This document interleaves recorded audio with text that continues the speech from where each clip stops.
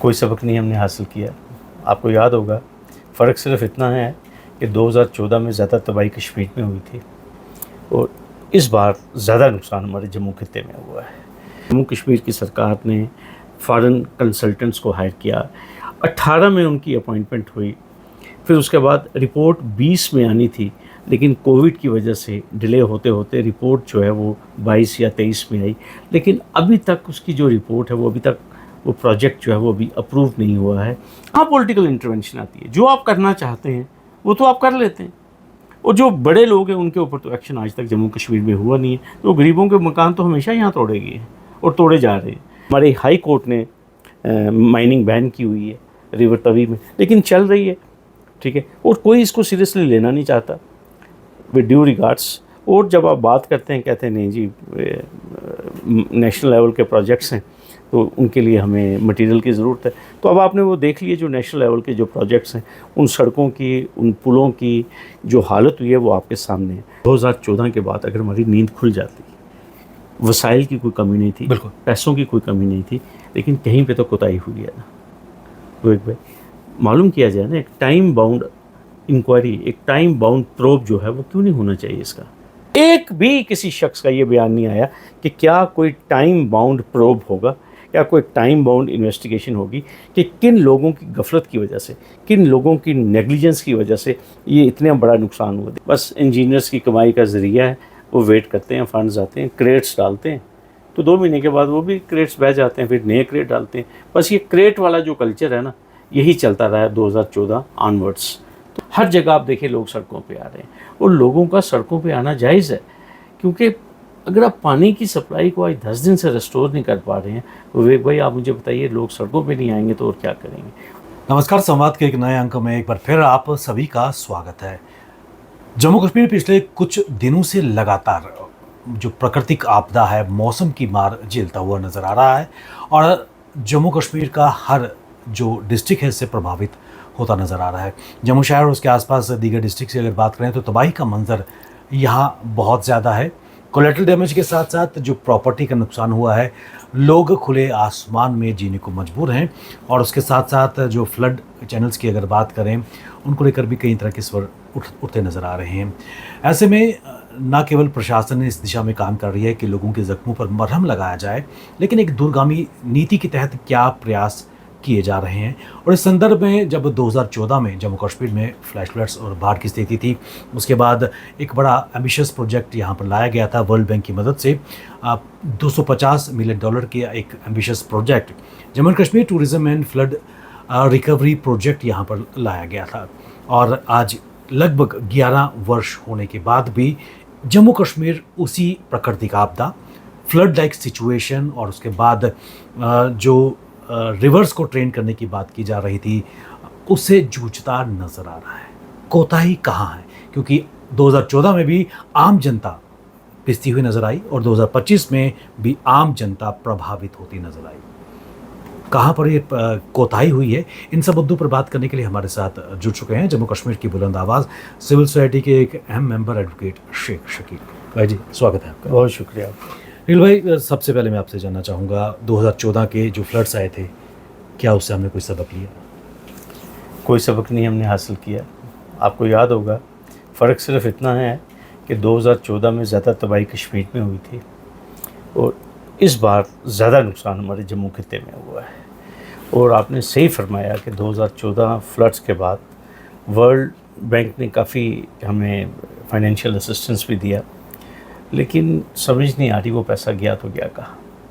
और दूसरी बात, सबसे इम्पॉर्टेंट बात यह है कि मैं जम्मू खित्ते की बात करूँगा, जम्मू में सबसे ज़्यादा अगर फ्लड लाइक सिचुएशन होती है वो रिवर तवी की वजह से होती है। सारा पानी वहीं से इकट्ठा होता है। और आप को ये मैं बता दूं कि बगैर सिवाय क्रेट्स डालने के, इसके अलावा कोई भी हमारे पास फ्लड मिटिगेशन का कोई भी टूल नहीं था। 2018 में मैं आपको बताऊंगा कि एक फॉरेन कंसल्टेंसी को हायर किया गया कि रिवर मॉर्फोलॉजी को स्टडी किया जाए कि भाई ये जम्मू तवी में फ्लड्स को कैसे रोका जा सकता है। और विवेक भाई, आपको मैं एक चीज़ कहूँगा कि हमारे जम्मू में जब भी तूफ़ान आता है, जब भी तवी ठाठे मारती है तो जो हमारा निक्की तवी का एरिया वो सबसे ज़्यादा वनरेबल हो जाता है। वहाँ पे 45 विलेजेस हैं और हर साल वहाँ पे ज़मीन जो है वो बहती है, ज़ाया होती है। और 2016 में हाई कोर्ट का हमने दरवाज़ा खटखटाया था, ये मैं शेयर करना चाहता हूँ। निक्की तवी एरिया में 2 गांव हैं, एक है बरजाला और एक है खंडवाल। बिल्कुल सूर्य चक के सामने ये गांव है, तवी पुल के साथ। तो वहाँ के मेरे पास इनहेबिटेंट्स आए थे, तो मैंने उनकी आवाज़ जो है वो हाई कोर्ट तक पहुँचाई और वो पिटीशन अभी भी चल रही है। उसी पिटीशन में ये मुझे मालूम हुआ कि भाई जम्मू कश्मीर की सरकार ने फॉरेन कंसल्टेंट्स को हायर किया। 18 में उनकी अपॉइंटमेंट हुई, फिर उसके बाद रिपोर्ट 20 में आनी थी, लेकिन कोविड की वजह से डिले होते होते रिपोर्ट जो है वो 22 या 23 में आई। लेकिन अभी तक उसकी जो रिपोर्ट है वो अभी तक वो प्रोजेक्ट जो है वो अभी अप्रूव नहीं हुआ है। अभी 7 अगस्त को हमारे जो डिवीज़न बेंच है उन्होंने वर्चुअल मोड पे इन पर्सन हमारे डिविजनल कमिश्नर साहब को मदऊ किया था। मेरी कहने की ये बात है कि अगर 2014 कहाँ, फिर उसके बाद 2018 में कंसल्टेंट हायर होना, रिपोर्ट 22-23 में आनी, अभी तक वो एक टेबल से दूसरे टेबल पे कागज़ चल रहे हैं, लेकिन ग्राउंड के ऊपर विवेक भाई स्वाय क्रेटों के हमें कुछ नहीं मिला। और थोड़ी सी बारिश आती है वो क्रेट्स बह जाते हैं, पानी स्कूलों में एंटर कर जाता है, खेतों में एंटर कर जाता है, लोगों की ज़मीनें बह गई, हज़ारों कनाल, हुआ कुछ नहीं ग्राउंड के ऊपर। और दूसरी बात, जब इस किस्म की सिचुएशन आती है फिर हम लोगों को भी कोसना शुरू करते हैं। हम कहते हैं जी उन्होंने तवी में घर क्यों बनाया, हम ये कहते हैं कि ये तवी का एरिया था, इंक्रोचमेंट हुई। सबसे बड़ी बात है कि एक दिन में घर नहीं बनता भाई, मैं आपको चीज़, यहाँ तो बस्तियाँ बन गई, ठीक, लेकिन एक्शन हुआ नहीं। अब आप देखिए, जब ये कहते हैं कि जब हम एक्शन लेते हैं तो पॉलिटिकल इंटरवेंशन आती है, कहाँ पॉलिटिकल इंटरवेंशन आती है? जो आप करना चाहते हैं वो तो आप कर लेते हैं, और जो बड़े लोग हैं उनके ऊपर तो एक्शन आज तक जम्मू कश्मीर में हुआ नहीं है। तो गरीबों के मकान तो हमेशा यहाँ तोड़े गए हैं और तोड़े जा रहे हैं। तो अपनी नालायकियों को छुपाने के लिए फिर उसके बाद हम ये रास्ते ढूंढते हैं, नहीं जी माइनिंग की वजह से पुल बैठ गए, ये हो गया। तो माइनिंग किसने करवाई? दिन रात आप देखिए विवेक भाई, हम इसी शहर में रहते हैं, आप यहाँ 5 में खड़े हो जाएं, 8 बजे से लेकर सुबह 4 बजे तक आपको सिर्फ ये डंपर और ये जो ट्रॉलियाँ चलती नजर, जो ट्रॉलीज़ जो है वो चलती हुई नज़र आएंगी। हमारे खंडपीठ ने, हमारे हाई कोर्ट ने माइनिंग बैन की हुई है रिवर तवी में, लेकिन चल रही है, ठीक है, और कोई इसको सीरियसली लेना नहीं चाहता, विद ड्यू रिगार्ड्स। और जब आप बात करते हैं, कहते हैं नहीं जी नेशनल लेवल के प्रोजेक्ट्स हैं तो उनके लिए हमें मटेरियल की ज़रूरत है। तो अब आपने वो देख लिए जो नेशनल लेवल के जो प्रोजेक्ट्स हैं, उन सड़कों की, उन पुलों की जो हालत हुई है वो आपके सामने है। लेकिन एक चीज़ मैं आपको बार बार जो मिसिंग है इस पूरे सिस्टम में 2014 से लेकर आज तक, यहाँ अकाउंटेबिलिटी का चैप्टर जो है ना विवेक भाई वो बिल्कुल मिसिंग है। आप देखिए पुल गिरने का एक प्रक्रिया कब से शुरू हुई, आपने किसी भी रिस्पॉन्सिबल ऑफिसर का, किसी मंत्री का, किसी एमएलए का, किसी भी शख्स का आपने स्टेटमेंट नहीं सुना होगा कि भाई जो लोग मुलव्वस हैं इस सब स्टैंडर्ड कंस्ट्रक्शन में तो उनके खिलाफ एक्शन होगा, किसी ने नहीं कहा। हाँ, लेकिन हम क्या कर रहे हैं, फोकस को शिफ्ट कर रहे हैं, नैरेटिव चेंज कर रहे हैं उन लोगों को बचाने का। हम कहते हैं नहीं जी ये क्योंकि रिवर का कोर्स चेंज हो गया, फ़लाँ शख्स ने वहाँ पे इंक्रोचमेंट कर दी, ये कर दिया, वो कर दिया, ये हो गया, सिर्फ हम कहते हैं शिफ्टिंग द बक। लेकिन एक भी किसी शख्स का ये बयान नहीं आया कि क्या कोई टाइम बाउंड प्रोब होगा, क्या कोई टाइम बाउंड इन्वेस्टिगेशन होगी कि किन लोगों की गफलत की वजह से, किन लोगों की नेग्लिजेंस की वजह से ये इतना बड़ा नुकसान हुआ। देखिए पुल जो है ना विवेक भाई एक दिन में बनता नहीं है, लाइफलाइन है ये लाइफलाइन। आप देखिए दयाला चक का पुल टूटा, लोगों ने 2 साल 3 साल सफ़र किया, अब आपने देखा कि अब लोगेट वाला जो पुल है वो बैठ गया है, ठीक है। इसी तरह आप देखिए हमारे जम्मू की लाइफलाइन है भगवती नगर वाला ब्रिज, 4th ब्रिज, आपने उसकी हालत भी देख ली। हम किस किस की बात करें, लेकिन कहीं पे भी बात ये नहीं है कि भाई आपको कई दफ़ा आपको एक example set, you have to lead by an example. आपको एक एग्जाम्पल सेट करनी पड़ती है कि भाई अगर उस शख्स ने उसको फलां पुल गिरने की वजह से उसको सज़ा मिली थी, वो टर्मिनेट हुआ था, ठीक है, बात चलती है। तो लेकिन यहाँ पे ऐसा कुछ भी नहीं है। हम सभी ने, मैं ये कहूँगा कि कलेक्टिव रिस्पॉन्सिबिलिटी है। हम सब ने हालात ऐसे पैदा कर दिए कि आज आप देख रहे हैं कि हम पहले बड़े खुश होते थे, बरसात आती थी कि यार थोड़ा ग्रीनरी होगी, कुछ होगा, अब जम्मू तो साफ हो जाएगा। जम्मू साफ़ हो जाएगा। लेकिन आज सूरत हाल ये है, अब देखिए लोग डिप्रेशन में चले गए हैं। मतलब आज जम्मू में 10 दिनों से रेजिडेंशियल एरियाज में पानी नहीं है, लोग सड़कों पे। मैं उस पर भी आऊँगा, क्योंकि जो तस्वीर एक यहाँ पर आई थी जब पुल बहा था, जम्मू कश्मीर के मुख्यमंत्री उमर अब्दुल्ला साहब वहाँ जाते हैं, मुआयना करते हैं, उसके बाद उनके सोशल मीडिया हैंडल एक्स पर तस्वीर आती है वर्ष 2014 की और 2025 की। और विडम्बना यह है कि मई 2013 में इस पुल का फीता उनके द्वारा काटा गया था, 14 में कुछ महीनों बाद डैमेज हुआ था, 2016 में इसका काम 2 साल के बाद शुरू होता है। और वहाँ पर भी एक अकाउंटेबिलिटी सेट नहीं होती है। जो काम उस वक्त के तत्कालीन मुख्यमंत्री उमर अब्दुल्ला और इस वक्त के भी मुख्यमंत्री उमर अब्दुल्ला हैं, लेकिन आज भी एक बड़ा प्रश्न चिन्ह अकाउंटेबिलिटी पे है। देखिए मुझे लगता है कि ये पुल जो है शायद PWD नहीं बनाया है, JKPCC ने बनाया। तो आज भी मुझे लगता है कि, और एक चीज़ और मैं आपको कहना चाहता हूँ, हमारे चीफ मिनिस्टर बड़े स्ट्रेट फॉरवर्ड हैं। वो जो बात कहते हैं वो करते हैं, और मुझे पूरी उम्मीद है कि इनिशिएटिव लेने की ज़रूरत है।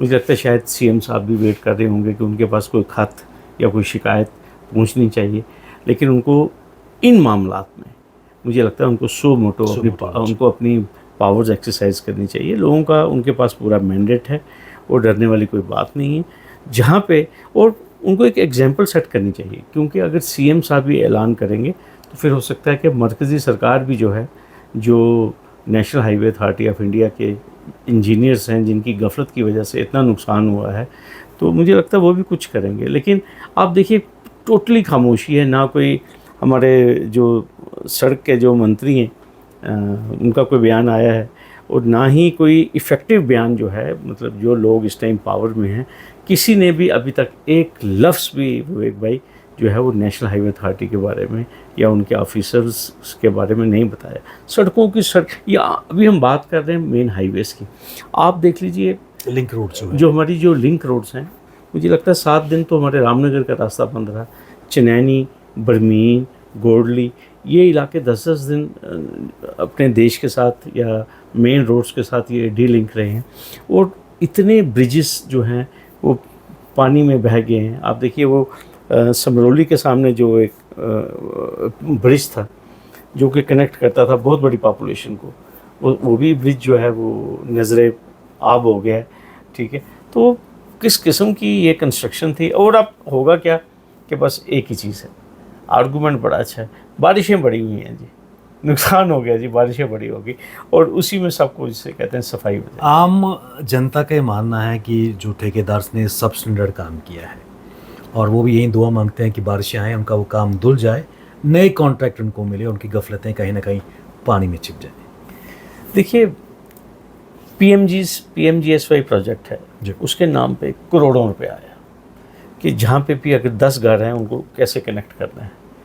आप सबसे ज़्यादा अगर तबाही जो पुअर इंफ्रास्ट्रक्चर, और मैं कहूँगा कि बैड क्वालिटी ऑफ रोड्स आपको ज़िला उधमपुर में मिलेंगी। आप उधमपुर के किसी भी इलाके में चले जाइए, कागज़ों में सारी सड़कें बनी हुई हैं, कागज़ों में सारा ब्लैक टॉप है। अब तहसील रामनगर की भी मैं उसमें बात करता हूँ, लेकिन रोज़ वहाँ से जो हमारे जो सोशल एक्टिविस्ट हैं या वहाँ के जो NGOs को लोग रन करते हैं, अब thanks to this mobile and social media, वो वहाँ से वीडियोस करते हैं। लेकिन कितना सब्र है उन लोगों में विवेक भाई, मैं आपको बता नहीं सकता कि मतलब वो किस तरह से वहाँ ज़िंदगी गुजारते हैं। आपने पिछले दिनों सुना होगा कि 2 टीचर्स जो थे बह गए थे सनासर में, ठीक है। तो क्या क्या मैं आपको बयान करूं कि कितनी मुश्किल है, ढकियां चढ़ते हैं वो लोग, पैदल चलते हैं, सड़कों की क्वालिटी बड़ी पुअर है, और सबसे बड़ी बात है आपने कभी भी नहीं सुना होगा कि किसी ठेकेदार के खिलाफ एक्शन लिया गया है। और आपको ये मैं बता दूं कि हर कॉन्ट्रैक्ट में ये लिखा होता है कि ये जो सड़क है इसके बाद इसकी 3 साल की जो मेंटेनेंस है वो ठेकेदार को करनी है। कौन पूछ रहा है ठेकेदार को? जब इंजीनियर ने और ठेकेदार ने शाम को बैठ के हिसाब किताब इकट्ठे करना है, खाना पीना उसने इकट्ठे, तो कौन अकाउंटेबिलिटी फिक्स करेगा? आप देखिए पंचैरी की सड़क में जाके देख, किसी भी आप डुडू बसंतगढ़ लाठी आप चलिए मेरे साथ, आप देखिए सड़कों की हालत आप देख लीजिए। किन डिफ़िकल्ट सर्कमस्टांसिस में वहाँ पे जो ड्राइवर्स जाते हैं, जो प्राइवेट भी गाड़ियाँ चलती हैं, बड़े मुश्किल हालात हैं। सड़क तो आप खनेर तक पहुँची हुई है, ठीक। तो लेकिन जो क्वालिटी है हम उसको मेंटेन कर नहीं पाए, और ना ही कोई क्वालिटी चेक है। 5 साल यहाँ पे एक particular officer commissioner secretary PWD थे, आप अंदाज़ा कर लीजिए 5 साल, मैं नाम नहीं लूँगा उनका, ठीक है, लेकिन कोई पूछताछ ही नहीं है। जनता बहुत समझदार है, नाम उनको बताने की ज़रूरत नहीं है। लेकिन coming back to World Bank का जो एक एड आई थी $250 मिलियन, जी जी, आपकी नज़र में कोताही कहाँ नज़र आ रही है? क्योंकि उसका जो ऑब्जेक्टिव बिल्कुल क्लियर थे, क्योंकि टूरिज़्म और उसके साथ फ्लड रिकवरी जो चैनल थे उनको बनाना, इंफ्रास्ट्रक्चर बिल्डअप करना, ताकि आने वाले समय में इस तरह की डैमेज या फिर नुकसानात को कम किया जाए, एलिवेट किया जाए, न्यूट्रलाइज किया जाए। लेकिन वो अभी तक नहीं हो पाया। क्या एक अकाउंटेबिलिटी और उसके साथ साथ एग्जीक्यूशन पे एक बड़ा प्रश्न चिन्ह है? बहुत बड़ा सवालिया निशान है विवेक भाई। अगर हम लोग 2014 के बाद अगर हमारी नींद खुल जाती, वसाइल की कोई कमी नहीं थी, बिल्कुल, पैसों की कोई कमी नहीं थी, लेकिन कहीं पे तो कोताही हुई है ना विवेक भाई। मालूम किया जाए ना, एक टाइम बाउंड इंक्वायरी, एक टाइम बाउंड प्रोब जो है वो क्यों नहीं होना चाहिए इसका। और मैं महसूस करता हूँ कि अगर ये प्रोब नहीं होगा, it is a subject which is required to be taken before the court of law also, ताकि कोर्ट इनको पूछिए। देखिए अभी मैं कल या परसों में पेपर में पढ़ रहा था कि कश्मीर में या श्रीनगर में कोई स्ट्रीम है जिसकी इंक्रोचमेंट हुई है, तो उसके तमाम इंक्रोचर्स को बुलाया गया, तमाम ऑफिसर्स को डिवीज़न बेंच ने समन किया है। तो मुझे लगता है कि it is a subject, it is a concern for all of us कि ये जो सारा मामला है। एक तो सबसे पहले ये भी पूछा जाना चाहिए कि ये जो इतने पैसे आए थे, ये पैसे गए कहाँ पे? क्या ये पैसे हैं अभी? अगर हैं भी तो इसको आप प्रॉपर यूटिलाइजेशन कैसे की जाए। लेकिन ये जो पीछे गफलत हुई है उसकी रिस्पॉन्सिबिलिटी तो विवेक भाई फिक्स होनी चाहिए, लोग आइडेंटिफाई होने चाहिए। मैंने आपको पहले कहा कि जिन लोगों की जिम्मेदारी है, आप जिम्मेदारी फिक्स कीजिए, बिल्कुल, ठीक है। जब तक आप किसी, देखिए ना, जब आप किसी सिस्टम में कोई अकाउंटेबिलिटी नहीं रखेंगे, होगा क्या? देखिए 1/22 को माता वैष्णो देवी के चरणों में एक स्टैम्पीड हुआ, 7 दिन की इंक्वायरी का आर्डर किया गया। हम लोग पहुंच गए आप सितंबर 2025, कहाँ 22, वो 7 दिन की इंक्वायरी रिपोर्ट आई हुई। आप देखिए, अब नई लैंडस्लाइड हुई 26 तारीख को, 35 यात्री जो हैं जाम भाग हो गए। अब 2 हफ्ते की इंक्वायरी ऑर्डर की गई है, वो भी रिपोर्ट नहीं आएगी। ये एक किस्म का SOP हो गया हुआ कि यहाँ पे रिस्पॉन्सिबिलिटी फिक्स करनी नहीं है। हाँ, आपको नज़र कहाँ पे आएगा, एक्शन कहाँ लेना होगा? जहाँ कोई आपका पॉलिटिकल अपोनेंट है, जहाँ आपने स्कोर सेटल करने हैं, जहाँ पे जो आपकी पॉलिटिकल जो है ना थॉट प्रोसेस उसको वो बूस्ट करती है, वहाँ पे आप एक्शन लेंगे। लेकिन ओवरऑल आप क्या करेंगे? आप नहीं एक्शन लेंगे। आप देखिए चिशोटी में कौन जिम्मेदार है, मुझे बताइए। 180 या 185 लोग कहते हैं चले गए हैं, कितने लोग अभी भी मिसिंग है, कोई पता नहीं है। कोई रिस्पॉन्सिबिलिटी फिक्स होनी चाहिए या नहीं होनी चाहिए उसकी? आप मुझे एक चीज़ बताइए, जब एडवाइजरीज हैं, ठीक है, और हाईली वनरेबल एरियाज जो हैं वो डिक्लेयर्ड है चिशोटी, ठीक है, क्यों आपने यात्रा वहाँ पे बंद नहीं की आपने? फिर उसके बाद ये जो अभी अर्धकुंवारी वाला जो इंसिडेंट है, मतलब स्कूल बंद हैं, यूनिवर्सिटीज़ बंद हैं, एडवाइजरीज हैं, मौसम विभाग ने कहा रेड अलर्ट जारी किया हुआ है, यात्रा चल रही है, 35 लोग कम होते हैं विवेक भाई। कब यहाँ पे अकाउंटेबिलिटी का सिस्टम स्टार्ट होगा? और मैं बार बार एक चीज़ कहता हूँ कि आपको कोई ना कोई सिस्टम सेट करना पड़ेगा, और ये तभी ये चीज़ें होती हैं जब आपके अंदर पॉलिटिकल विल हो, ठीक है।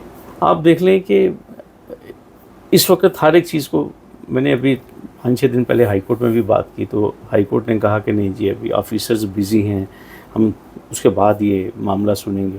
मैंने कहा बात तो अच्छी है, आप मामला सुनेंगे बाद में, लेकिन जम्मू कश्मीर में जब तक कोर्ट किसी मसले में इंडल्ज नहीं करती, जब तक कोर्ट कोई उसमें आर्डर नहीं करती है, यहाँ कोई काम होता ही नहीं है। कई बार मुझे ऐसा लगता है कि जैसे पूरा सिस्टम पूरी सरकार को जो है हमारी हाई कोर्ट ही चला रही है, ठीक है। वो करना क्या है आपके पास, आप देखिए करोड़ों रुपए आपके पास, अभी आपने बताई एक इतनी बड़ी रकम आपके पास आई थी फ्लड मिटिगेशन के लिए, ठीक है, लेकिन आपने काम ही नहीं किया। और काम क्या किया है, बस इंजीनियर्स की कमाई का ज़रिया है, वो वेट करते हैं, फंड्स आते हैं, क्रेट्स डालते हैं, तो 2 महीने के बाद वो भी क्रेट्स बह जाते हैं, फिर नए क्रेट डालते हैं। बस ये क्रेट वाला जो कल्चर है ना, यही चलता रहा है 2014 ऑनवर्ड्स। तो बस अब आप एक इम्पॉर्टेंट एस्पेक्ट आपने टच किया है, और पिछले 10-12 दिन से जो जम्मू शहर है, ओल्ड जम्मू की अगर बात करें, पानी के लिए तरसता हुआ नज़र आ रहा है। पीने के लिए पानी बिल्कुल भी नहीं, और अगर ग्रास रूट लेवल पर सिचुएशन में देखें तो पीएचई वाले जल शक्ति विभाग ये कह रहा है कि पाइप्स डैमेज हो चुकी हैं सिद्रा पंचतीर्थी रोड पर, और बड़ी बड़ी पाइप्स हैं, 24 इंच की पाइप्स हैं।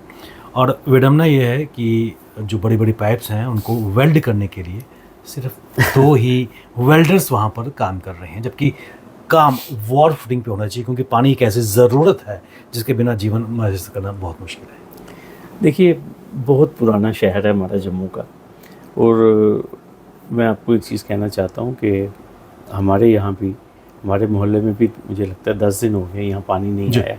यही प्रॉब्लम बाकी रिहायशी इलाकों की भी है।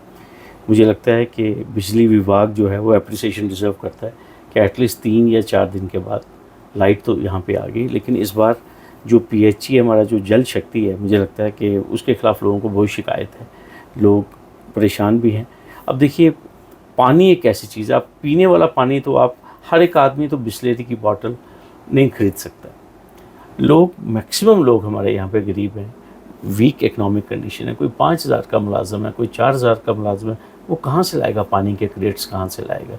सरकार को सबसे पहले ये कोशिश करनी चाहिए थी वार फुटिंग पे, और ख़ास अगर उनको आर्मी की भी इसमें मदद लेनी पड़ती है इस रेस्टोरेशन के काम में तो लेनी चाहिए, इससे पहले कि लोग सड़कों पे आएँ और लॉ एंड ऑर्डर की प्रॉब्लम क्रिएट करें।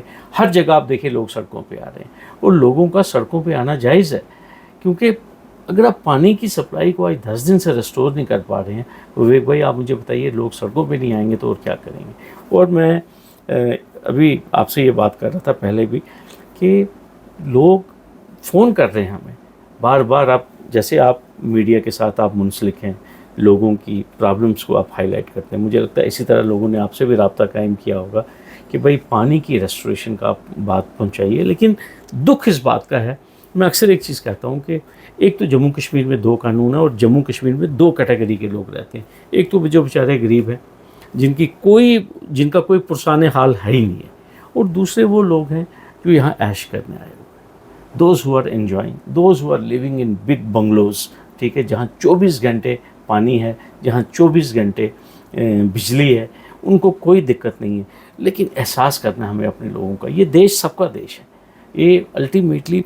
और मुझे खुशी इस बात की हुई, अभी मैं 2-3 दिन पहले देख रहा था कि यहाँ परगवाल में फ्लड लाइक सिचुएशन थी। आप देखिए गरीब लोगों को एयरलिफ्ट किया। बिल्कुल, I really salute my nation, I really salute the Indian Army कि किस तरीके से उन्होंने इंश्योर किया कि मतलब आप देखिए इर्रेस्पेक्टिव ऑफ मज़हब मिलत, बिल्कुल सही, ठीक है, उन्होंने नहीं ये देखा कि ये गुजर है, ये ब्राह्मण है, ये दलित है, सभी लोगों को ज़मीन से उठा के उन्होंने चॉपर्स में बिठा के उनको सेफ जगहों पे पहुंचाया। लेकिन इसी तरह मैं आपको ये कह रहा हूँ कि अगर आज 10 दिन हो गए पानी नहीं है इस शहर में, मुझे लगता है कि जो लोग बैठे हुए हैं at the helm of affairs, उनको नींद नहीं आनी चाहिए। आप मुझे खुद बताइए, मतलब यहाँ 2-2, 3-3 दिन, 4-4 दिन हो गए लोगों को नहाए हुए, कपड़े कैसे धोने हैं उन्होंने, सफाइयाँ कैसे करनी हैं।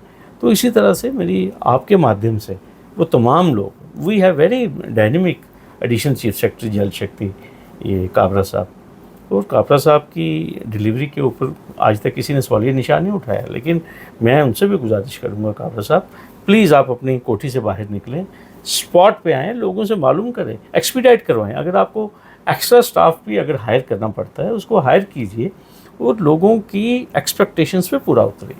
चलते चलते एक चीज़ मैं जानना चाहूँगा, तबाही का मंजर बहुत ज़्यादा है, किसानों की, लोगों की आशियाने छिन गए हैं, ज़मीनें बह गई हैं, माल मवेशी का नुकसान हुआ है, खुले आसमान में सोने को मजबूर है। क्या आपकी नज़र में इस पूरी जो नेचुरल कैलामिटी है उसको एक राष्ट्रीय आपदा घोषित करनी चाहिए, और दूसरा कंपनसेशन को लेकर एक डिले क्यों है? क्योंकि अमित शाह जब आए थे उन्होंने 219 करोड़ रुपए एसडीआरएफ से केंद्र का फंड यहाँ पर डिक्लेयर किया था, लेकिन कंपनसेशन को लेकर एक प्रश्न चिन्ह अभी भी है। एक तो मैं आपको एक चीज़ कहना चाहता हूँ कि इस मुद्दे के ऊपर मुझे लगता है कि हमारे ऑनरेबल प्राइम मिनिस्टर साहब का एक बयान जो है मौके पे आना बहुत ज़रूरी है। और वाकई आपने सही कहा कि इसको नेचुरल कैलामिटी डिक्लेयर करना चाहिए, और ना सिर्फ जम्मू कश्मीर, हिमाचल प्रदेश और पंजाब भी, और उत्तराखंड में भी। मुझे लगता है कि जिसका जितना नुकसान हुआ है उसकी भरपाई होनी चाहिए। और ख़ास तौर पर जिस तरह मैंने आपको पहले कहा, नुकसान अमीर का भी हुआ है, नुकसान गरीब का भी हुआ है। लेकिन अभी आप देखिए, अमीर आदमी है वो कुछ ना कुछ जुगाड़ थोड़ा बहुत कर लेता है, लेकिन जो टेंटों में आ गए हैं, जो बिल्कुल आपने सही फरमाया कि जो आसमान के सामने खड़े हो गए हैं, आप अगर उनको रिलीफ मिलने में या उनको छत मिलने में अगर देर लग गई, मुझे लगता है सिवाय सुसाइड के उनके पास कोई चारा नहीं रहेगा। और मुझे ये लगता है कि ये बहुत बड़ा विशाल देश है, और इसमें सेंट्रल गवर्नमेंट, देखिए हमारी स्टेट के पास तो क्या वसाइल हैं वो आपके सामने ही है, लेकिन सबकी नज़र जो है वो दिल्ली की ओर है, और दिल्ली एक बड़ा मजबूत है। और जम्मू, ख़ास तौर पर ये मैं एक चीज़ कहूँगा कि जम्मू एक बड़ी फर्टाइल पॉलिटिकल कॉन्स्टिट्यूंसी है मरकज़ी सरकार की, और जो पार्टी इन पावर है, तो उनको इस टाइम पे मुझे लगता है कि खुलकर सामने आना चाहिए और इसको नेचुरल कैलामिटी और एक डिक्लेयर करवाना चाहिए सेंट्रल गवर्नमेंट से, और जल्द से जल्द जो डिसबर्समेंट है, रिलीफ है या कॉम्पनसेशन है, वो लोगों तक पहुंचना चाहिए। फिर भाई आपने अपना कीमती समय निकाला, और खासकर जम्मू कश्मीर और खासकर जो प्रोजेक्ट वर्ल्ड बैंक के आए थे उसकी अकाउंटेबिलिटी और उसके डिलीवरेंस पर हमने बात की। आपका बहुत बहुत शुक्रिया। शुक्रिया।